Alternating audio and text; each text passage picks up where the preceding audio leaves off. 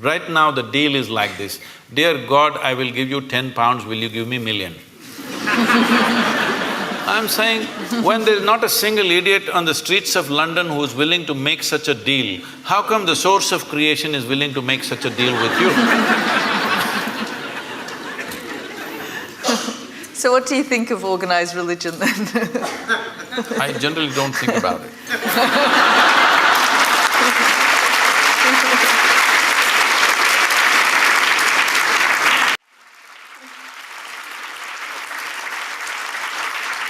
On that note, I just want to open up to the audience and give you a chance to ask some questions from Sadhguru. Just stand up, introduce yourself, and we'll start here on the front row. I'm Meenakshi and I work in technology, Sadhguru. So thrilled and privileged to be here, feeling blessed. Thank you. My question is that in Kali Yuga, is it possible to take the Advaitic meditative route to try and get in touch with your consciousness without a guru and the guru mantra? Or should one pursue Namasmaran and Bhakti Marg as the way one tries everything but is flapping in the wind? See, you're a technology person, and I'm asking all of you. Well, each one of you may have your own religious beliefs or whatever, but please look at it sincerely. Your belief is only to a point of convenience, isn't it so? Are you willing to believe to such an extent? You have children? Children? Yes. So, are you willing to leave the future of your children in God's hands and leave it, just do Nam Smaran and leave them on the street? Because, street is also in God's hands, right? Are you capable? No.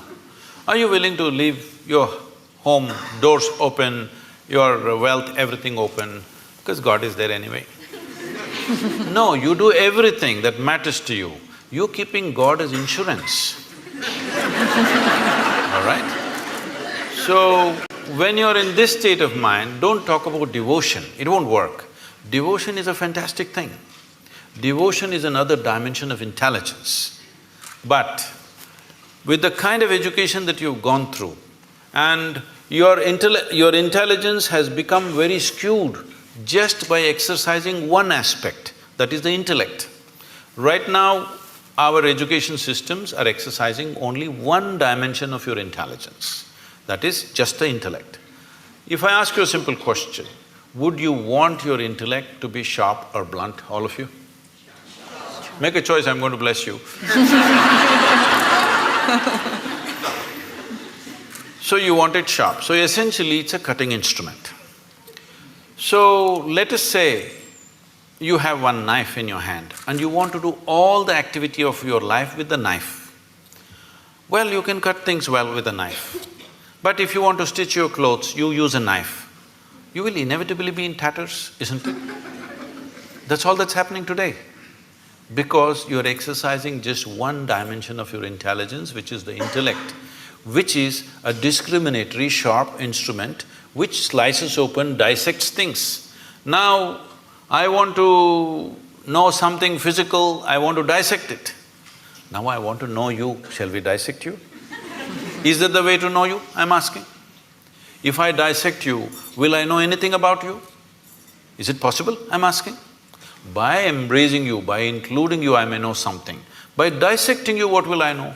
What will work for a physical substance, you're trying to apply to your own life. It's not going to work like this. See, the more educated people are becoming, the more disturbed they're becoming. Education should have settled them, isn't it? Education should have enhanced life. But tell me, who is causing maximum damage on this planet? Educated people or uneducated people? Hello? Educated people, isn't it? Educated people should have been the solution. Educated people are the problem. Simply because we are using a knife for everything. If you wonder this thing, there was a time when I was crisscrossing India on my motorcycle. So one whole night I've been riding. I'm somewhere between Madhya Pradesh and Uttar Pradesh, I don't know which state, somewhere around there in the border. So early morning around 6:30, I end up at a tea shop. Full night I've been riding. Then, people who ride motorcycles, they will know one problem is always that every 500 kilometers those days, the chain will become slack. So you have to take off a link and put it back, tighten the chain. This is a very easy job, but it's messy because of the grease and stuff, your hands will become messy. So I'm just about preparing for breakfast, I'm not willing to mess. Then I see on the opposite side a shack which says Mubarak Mechanical Works. Then I see a young boy there and I say, hey, can you tighten my chain? He said, yes, yes, full enthusiasm. Then he goes inside and brings his tools. What he brings? He brings a chisel and a hammer. Then I say, what, you going to do with that? He said, yeah, I can do it. I said, wait. Then I walk into his garage and look, only what he has is chisel and hammer. He can fix it, but after that, that's the end of it. So right now, this is what you're trying to do. You're trying to fix everything with the sharpness of your intellect. You will become a mess. The more you do it, more mess you will become. Only satisfaction you have is, you know words and things that other people do not know, but you are a total mess. Yes, because the other dimensions of intelligence have not been opened up in the society, largely. Not everybody, but largely. There are no systems to open up other dimensions of intelligence. So when we say devotion, we're talking about a completely different dimension of intelligence.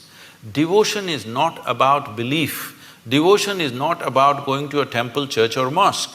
Tell me, is there anybody in this world, either in sport, art, music, business, spirituality, whatever, has anybody done anything significant without being absolutely devoted to what they're doing? Has it happened? So devotion is another dimension of intelligence. If you exercise that, life will be very beautiful. But it does not mean that you can simply believe that devotion has become deception because it's a deal. Right now the deal is like this, dear God, I will give you 10 pounds, will you give me million? I'm saying, when there's not a single idiot on the streets of London who's willing to make such a deal, how come the source of creation is willing to make such a deal with you? So what do you think of organized religion then? I generally don't think about it.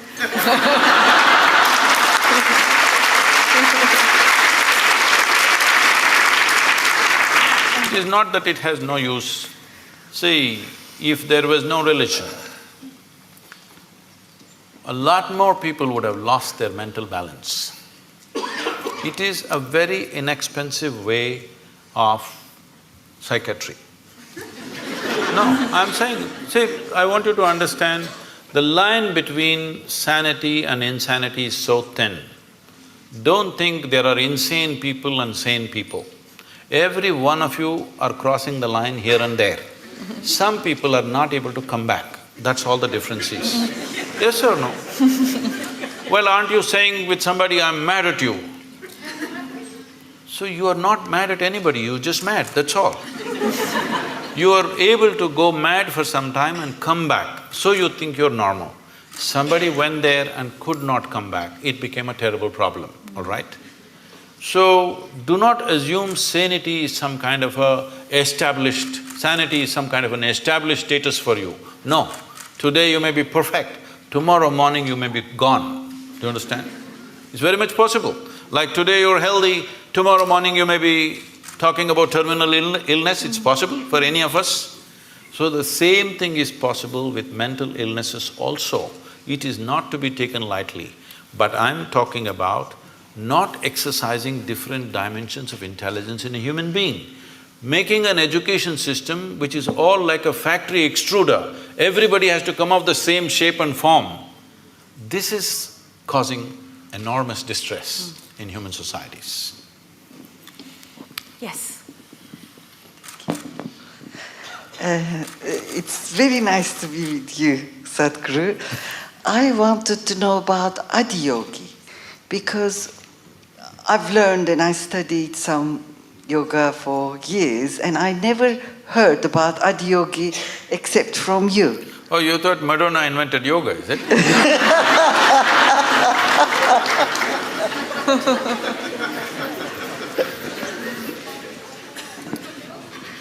The word Adi Yogi means the first yogi. We don't know the exact time, but it's somewhere over 15,000 years ago. That much we know because of certain relics we have found and certain things that have been said, certain astronomical phases that they've talked about. Based on this, we estimate it's over 15,000 years ago, we don't know the exact time. So the significance of Adi Yogi is this: for the first time for the human beings, he said, if you are willing to strive, you can cross all the limitations that nature has set up for you. Only thing is if you're willing to strive. And above all, the most important thing of this is, he's the first one. I don't want to take the credit away from the English people. Charles Darwin spoke about evolution about 150 years ago. You had a 200th birth anniversary recently. So, Adi Yogi spoke of evolutionary process over 15,000 years ago. He spoke in a different language. When they asked how life happened, what is its beginning, what is its end, when his disciples asked him, he said, the first form of life was fish. Second form of life, he said, is a turtle, of amphibious life. That means life is moving out of water, finding its way on the land. You Indian people know about the 9 avatars. The next one is an animal, usually it's called a wild boar because wild boar is supposed to be the most physical creature among the mammals. So he says, it's a wild boar. Next one is half man, half animal. Next one is a dwarfed man. Next one is a full-fledged man but emotionally volatile man. Next one is a peaceful man. Next one is a loving man. Next one is a meditative man. The next one, which is yet to come, is supposed to be a mystical man. That could be you. Because if you pull out a small thing in your hand and start speaking to somebody in India or America, you're quite mystical. If only… Yes. I'm saying if only you had a phone 100 years ago, you could claim you're God and people would have believed it. Yes or no? So, he's not talking about individual people, he's talking about different stages of evolution. If you look at what Adi Yogi spoke, in many ways it runs absolutely parallel to what Charles Darwin spoke 150 years ago. So he spoke about evolution and he said, till now evolution happened without your consent. Now you have the privilege to decide how far you want to evolve. He said, this is the most significant aspect of being human is this, that you decide your evolution. When you were a monkey, it's not my statement, it's Charles Darwin, okay? When you were a monkey, you did not decide, I want to become a human being. Nature just pushed you on for whatever reasons. But now that you're a human being, now you can decide what kind of a human being you want to be. This moment you can be like a brute, next moment you can be godlike. Both are possible for you right here. So he said the most significant dimension of being human is you determine your evolution. This is the only creature on the planet who has that freedom to do that. He said this is the most important thing and he gave 112 methods through which a human being can evolve to their ultimate nature. So that's why Adi Yogi. Namaskaram, Sadhguru. I would like to know about science of consecration, and if I'm worthy of knowing it, how do I go about it? Oh. Well, we must congratulate Yelda, because in the next 3 weeks she will be a mother. Thank you.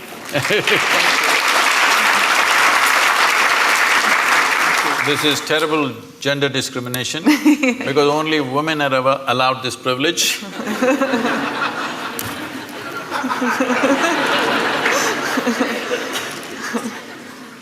So, she was talking to me about how she's conscious when there is a situation in any place, given place, without any logic to it, conscious of certain energies and how different people and different forms and different spaces impact you. So the science of consecration is just this. The best material to consecrate is a human being.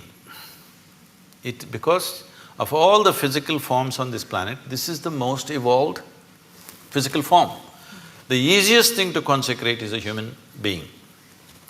But the problem with the human being is, every few minutes they'll make a U-turn. You can consecrate them right now, by tomorrow morning we don't know. So first of all, to get them committed to stay with whatever is given to them is a big issue, especially in today's world.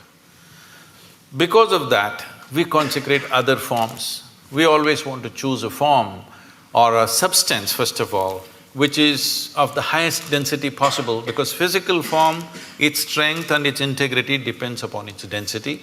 So we normally solidify mercury to do this.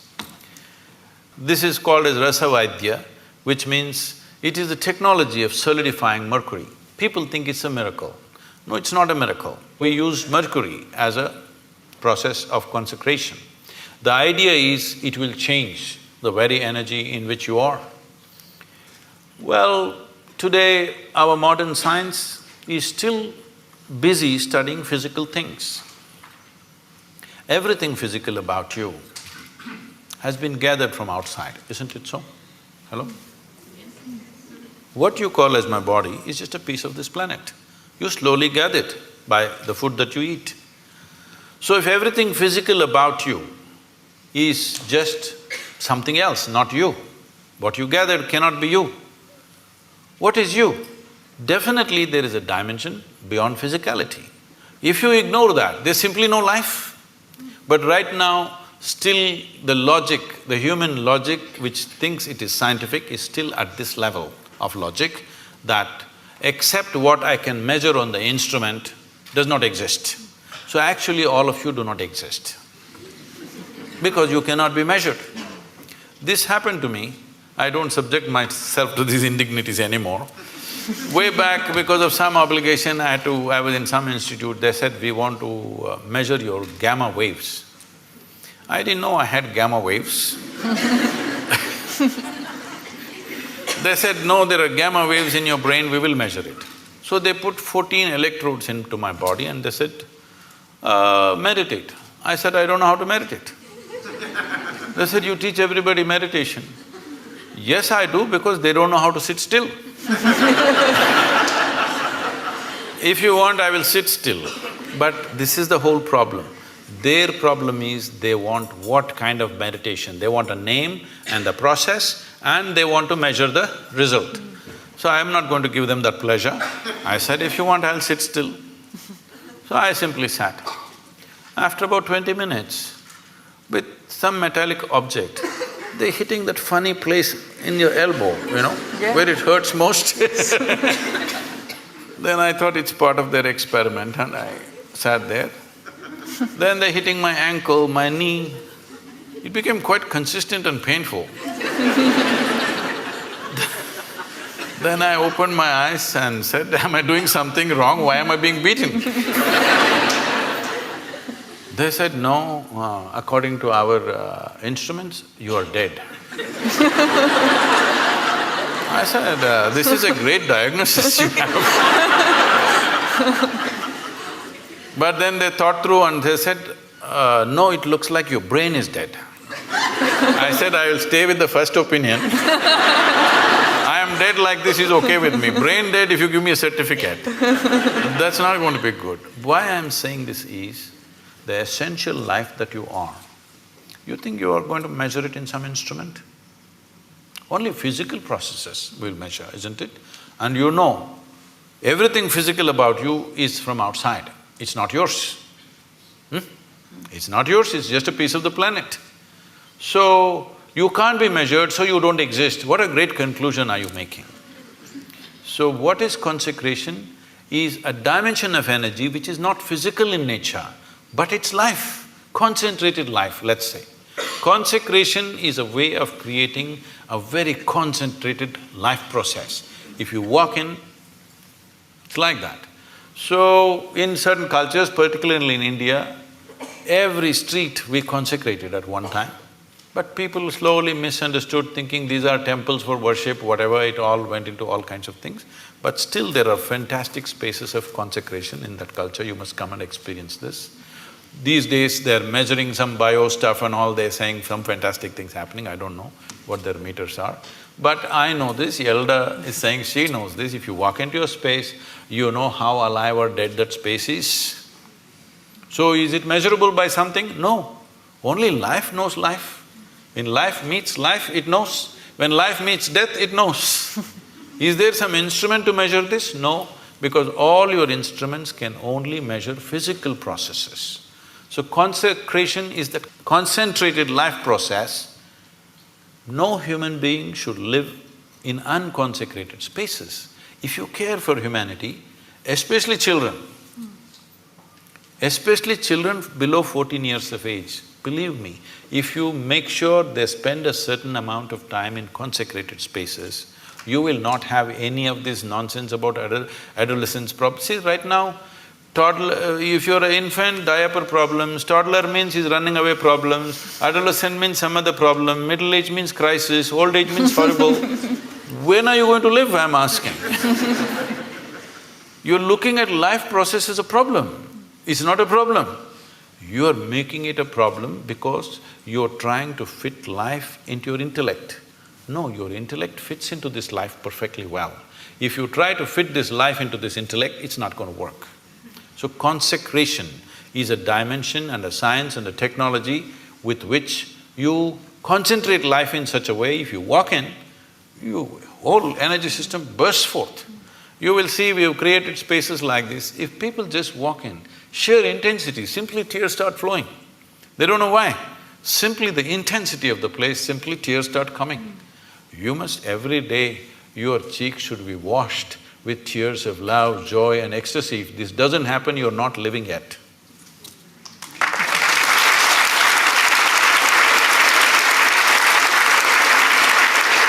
Sadhguru, we've just got a few more minutes left, but I wondered, I mean, it was such a beautiful thought that you've just left us with, but I wondered if there was some final thought or a mantra or something that you can leave our audience with before they go home.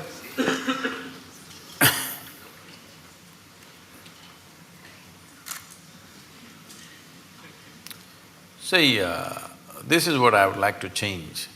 To learn ABC, just 26 alphabets in English language. If you come to Tamil language, 212 alphabets at least, it's complicated. Only 26 alphabets. Tell me, how many years did you spend just learning the alphabet and learning to use it? Your basic education till high school, this is all you're doing, learning to use the language and using the language so that you can understand whatever comes your way, this is all. At least 12 years. 12 years you spent, one solar cycle that's called in yoga. One solar cycle you spent just to learn a language, to communicate with people. But to transform your life, you want a 2-minute mantra.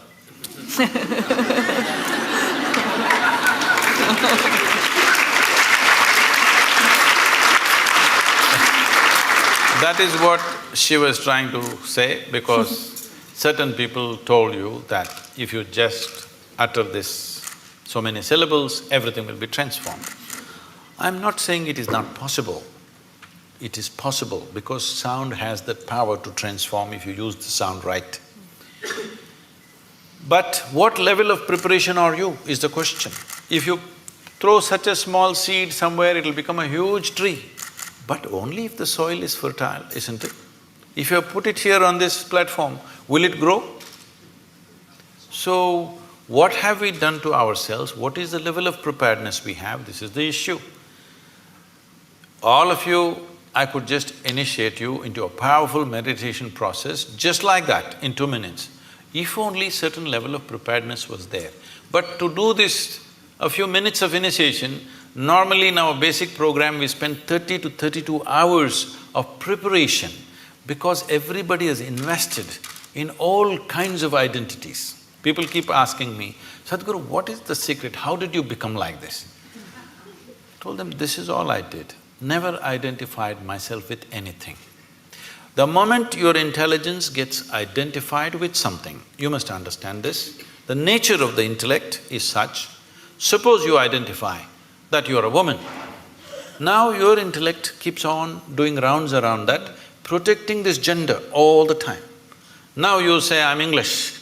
Now it will go only around that, protecting that. Now you say, I'm a particular religion. Now it'll go only around that. Whatever is your identity, your intellect will serve only that. The moment you identify yourself with something, you have subjugated your intelligence to just self-defense and protection and survival. The intellect could have been a penetrating force to reveal life to you. Instead, you're using it to fight life, other life, because it's a defense mechanism. The moment I have an identity, I have to defend it, isn't it? Just to be here, without any sense of who the hell I am, you actually don't know who the hell you are. Hello? Assumed stuff, isn't it? Only because you dip into your memory. So if suppose Mr. Alzheimer visits you, suddenly you don't know who the hell you are. Even now you don't know. This is an assumption based on the accumulated memory. So if you just learn this one thing before you go to bed tonight, everything that you are not, keep it aside and go to bed, okay? Say right now this clothing, is this you? No. So you understand this, not me. It's not that physically you have to keep it aside. I'm saying, you know this is not me. Is this me? This is not me. Is this body me? This is accumulated, this can't be me, isn't it? It is said, if you live here for about 75 years, you approximately eat, depending upon your diet of course, you approximately eat between 12 to 1400 tons of food. Are you carrying it right now? Hello? Those of you who are middle-aged, are you carrying at least 600 tons? Where is it? What you thought was my body is coming and going all the time, isn't it? It's not even the same body. It's coming and going all the time. So this is not me, if you keep it aside. All the impressions that you have gathered, you also gathered from outside. Keep that aside. Everything that's not you, just keep it aside and go to bed and see if you can just be little conscious till that last moment till you fall asleep. Most people don't know when they fall asleep. Most people. When I say most, I'm being generous with percentages, 99.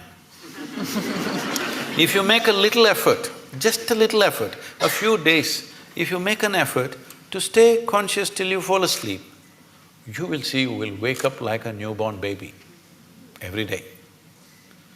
And it's important. Why I'm saying a newborn baby, where Yelda will have this experience in a wonderful way, you will see the baby. What do you think he's trying to do? He's drinking life. You become like that. Why? Because you're just living in the capsule of your memory. You think you already got it. If you got it, you must be dead, isn't it? So people are practicing death in installments. See, if you're really super alive, it's fantastic. If you're dead, it's good. But if I want to torture you, what will I do? I will not kill you. I will make you half alive. That's torture, isn't it? This is what is self-inflicted for most human beings right now. They're keeping themselves half alive and they're wondering why life is such a torture. I just asked a simple question about a year and a half ago when I was in London. I was speaking to a very prominent group of people. I asked, how many people in London city can sit in the evening peacefully even without a glass of wine? They clearly said less than 1%. So to be healthful, you need a chemical. Today 70% of the people are on prescription medication of some sort. To be peaceful, you need chemicals. To be joyful, you need chemicals. To be ecstatic, of course you have ecstasy. I'm saying for everything if you need chemicals from outside, this is not a moral issue for me. The concern is this, if 90% of the population is doing chemicals to be healthful, joyful, peaceful, everything, the next generation that you produce will be less than you. This is a crime against humanity. Next generation should be at least one step ahead of us. But if you produce a generation which is behind you, you're seeing this, you're beginning to see this everywhere. If you produce a generation which is less than you have committed a serious crime against humanity. This will happen in a big way if we don't go off chemicals, both prescribed and otherwise.